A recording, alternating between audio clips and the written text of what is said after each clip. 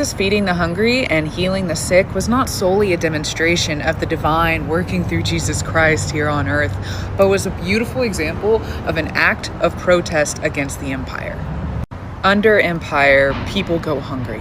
Resources are hoarded. Under empire, people get sick and don't have access to health care because it has all been commodified. That is not how God and Jesus imagine their empire on earth, but it is certainly empire that they are protesting during this time.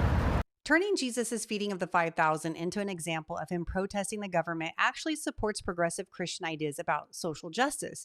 They want to portray Jesus as an activist rather than recognize him as the Son of God performing miracles that pointed to him as the Messiah.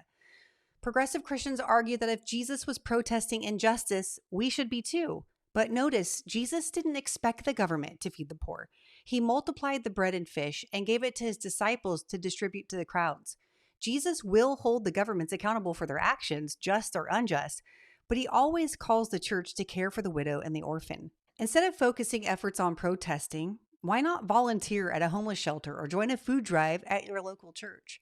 There are countless ways to help those less fortunate, and they are far more effective than a protest.